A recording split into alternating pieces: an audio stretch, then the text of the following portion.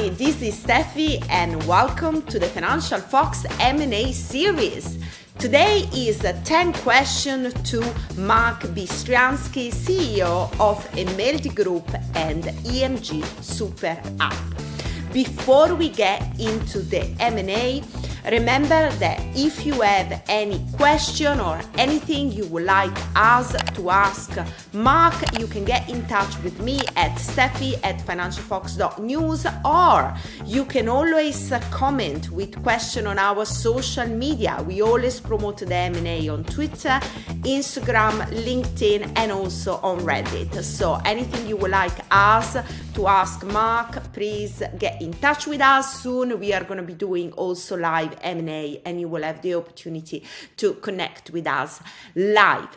Before we get into that, if you're not subscribed to our YouTube channel, click the subscribe button now and follow us on social media to stay up to date with our news and interviews. Hi Mark, it's great to have you back on the show. How are you doing? I'm doing really good. How are you doing? Well, I'm fine. I want you to tell me a bit more about the Nigerian conference. So that is going to be my first question of our monthly M&A. So How was it? Nigeria was hot and it was amazing. I found it to be really engagement was off the charts there. People really excited about the concept of the SuperApp, sending, receiving money while on video call, use to earn features, really amazing audience attendance. And I thought I was there for 3 days at the conference, and I swear it was like being at 3 or 4 conferences that I've been to all in one. It was really, really positive. So I think the Nigerians are ready for crypto, for blockchain. They're really, modern thinking, and I think it's going to be a great opportunity, as well as for the end users to have a lot of benefits from the new technologies that blockchain is bringing. So really positive, yeah. Okay, so I'm following up on this first question because I want to ask a little bit more about Nigeria. So why Nigeria, and what is good about this country that maybe put it ahead of other African countries for leapfrogging technologies such as blockchain? Speaking to a lot of regulators there at the conference, because it was called RegTech actually, they're quite open to be working with technology companies. One of the things that I mentioned to them during my speech there is, we have a tendency that it is how it is, that technology companies are innovators. We innovate, we bring in new technologies. One example is Uber or Airbnb. And then it takes 2 or 3 years for regulators to catch up, actually, and then make it, okay, is it a taxi service? Is it a hotel? And then they work together. I said to them, instead of regulators catching up all the time, why don't you be the innovators as well and work with the technologies companies from the start and actually working together to build something that the users can actually use comfortably, so it's clear, the regulations, and also helping the technology and helping the users with the new technologies that's coming out. So I from my experience that I had in the Nigerian conference, it was amazing how open they are to listen, to interact. There's access to at all levels. They're willing to change, learn, innovate as well, and they have very talented people there. So I'm really, really keen on working with Nigeria. I'm actually opening up an office there in the next few months with a local partner. So I'm really keen on Nigeria. It's I think it's the hot spot for a future of crypto and blockchain technology for Africa. Really excited for the future. Brilliant. So my second question, this is actually a comment that we had on why we were promoting the M&A, and there were people, maybe new to the space saying, but really what is the deal with telecom and blockchain? How really blockchain can reinvent or redesign the telecom industry? Well, the telecom industry, it works in such. I have to say, they're not usually the innovators. They sort of follow the lead. And I'll give an example with the cloud. So CRM in a cloud, they adopted it much later. CRM or any applications that they have putting in the cloud, they always had to have it on the premises for security reasons. And I think similarly looking at blockchain the same way that how can we feel secure that all of our users, our customer data, and, millions of customers that they have are going to be safe on the blockchain. So this is something that we are actually working on, talking with them and developing also. And I feel that once this comfort level has been reached, once there's a few projects already launched, like EMG SuperApp in a few of the telcos that we are going to be launching the next few months. Really exciting stuff. That will be the first digital token to be used for buying products and services within Telecom through the EMG SuperApp. They'll get to know it. They'll be more comfortable with it. They all have a blockchain division. They're all looking at possible ways to use the blockchain, but they need to have more and more of adoption. And then it's going to be just a boom within the telecom. It's because there's obviously massive benefits for using blockchain technologies, for security, even for new customer authentication, ID, and the processing to simplify the processing of transactions and so on is it's massive for blockchain. So I really feel that there will be adoption. But unfortunately, as I mentioned at the beginning of this, is that they're very conservative in the telecom industry. So we need to work with them, but also, I'm looking for also partners and to be working with to gather momentum and getting more and more adoption within the telecom industry. Great. Now, the SuperApp. This is not a new concept. And no, what do you mean? We invented it. Of course not. Yeah. I think there's been quite a few years that you see SuperApp, but actually never got adopted. Why? What was missing in the SuperApp concept that is going around for a few years? What was the missing piece that now you? Well, me, I'm gonna talk straight as it is, and why was it so big in China? Why was WeChat? Why was it so big? Because the government forced it on the people. Government said, in order to do this, you need to do that. You need to be in this SuperApp. So that was why it was so massive there. Now I see it as actually a brilliant tool that we will all need. By 2027, the Gartner research is claiming that 50% of all of the world population will have some form of micro app, super app on their phone. Today we have maybe between 30 and 50 apps on the phone. In a few years we'll have 70 apps on the phone, 100 apps. You're going to be lost.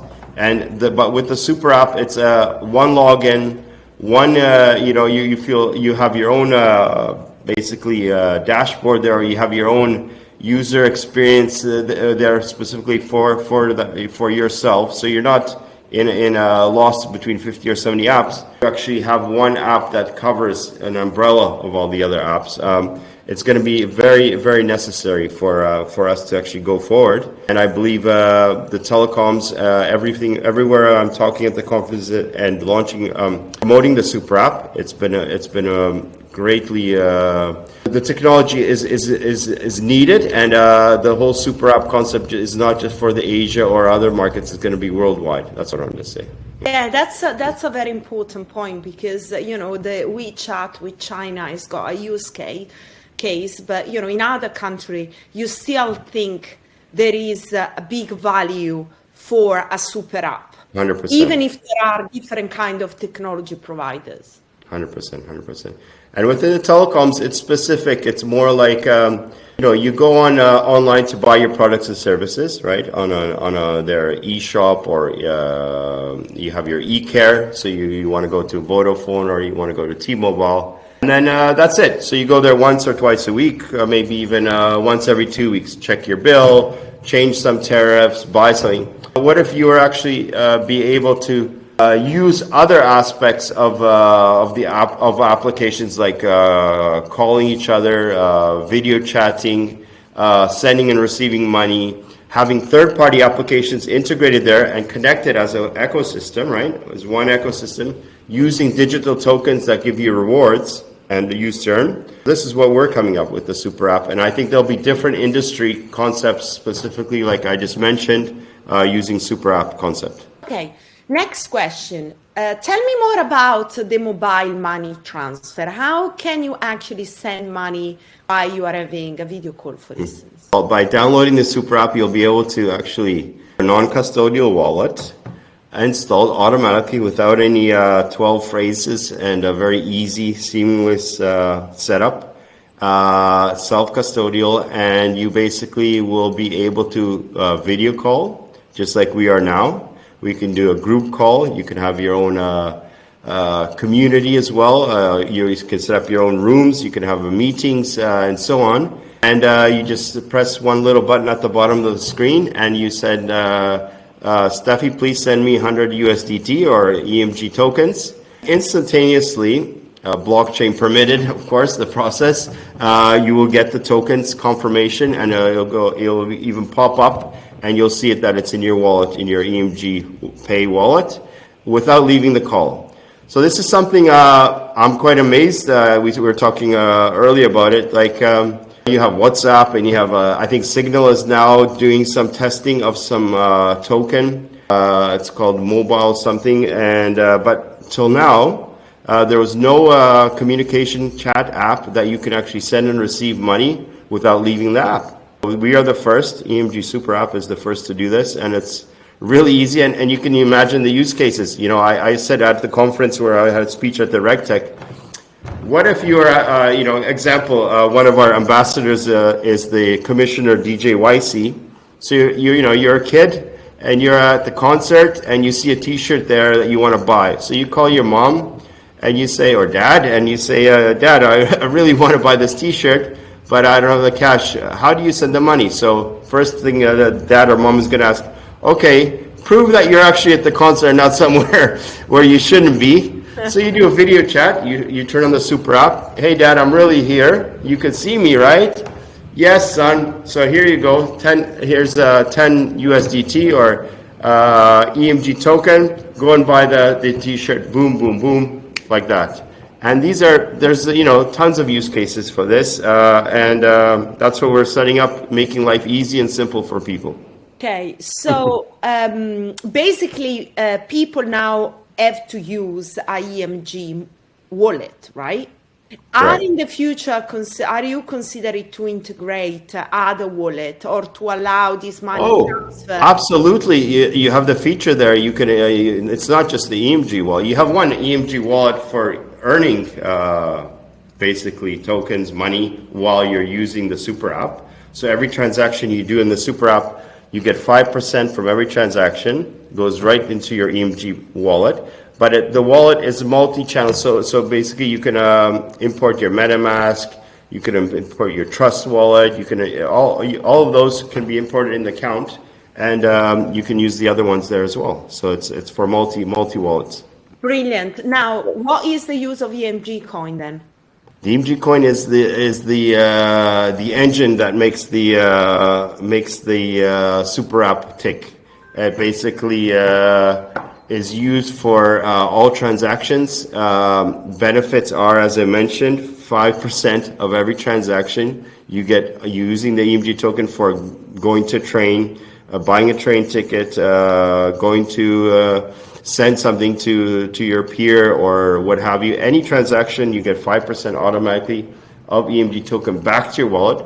And after each month, we give 10% of all revenue over the transactions back to the users as well. So you could just be sitting there, not doing anything in the SuperApp, not saying you should, and earning money. So this is the use to earn concept for communication, for sending and receiving money, for buying your everyday life, buying tickets or whatever you want in your everyday life. You're going to get rewarded and used to earn. Mark, you also have an NFT marketplace. What is the USP, the unique selling proposition, or the key differentiator for your NFT marketplace? Why people should come there to get their NFT? The idea with the NFT marketplace is that we're a technology software telco company, and I have a passion for art. Comes from my mother. She had an art gallery in Toronto and New York for many years. I was around artists all my life. It's my second passion. And now she's an art collector. I have many friends in London and all over the world that are artists. I even have some nice pieces of artwork. And I always looked at the digital art and the NFTs that they're amazing artworks by really good digital artists like Beeple and so on, but there's no contemporary artists that are doing physical art. I mean, by sculptures, paintings that are really amazing and talented, obviously, and known, recognized around the world.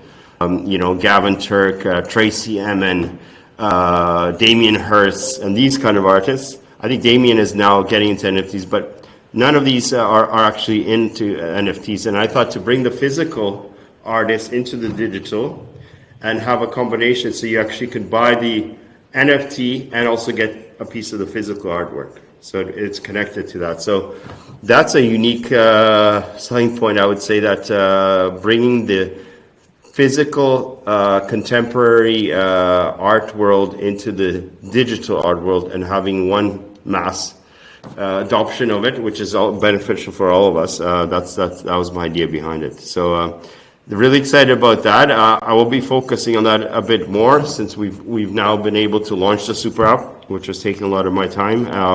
And I'll be focusing on that, doing some art shows that are actually, you could have a physical art show that's connected with the digital. So you could actually have the NFTs that you purchase, and it also could give tickets to the events, and you could have an interaction with the artist from the physical world as well. Like if there's as I mentioned, Tracy Emin, which is actually, I know her as well, and I'm trying to get her onto the marketplace. So there might be some really cool announcements in the near future, and that's what we're really excited about on the NFT marketplace. Yeah. Okay, very exciting. Yes.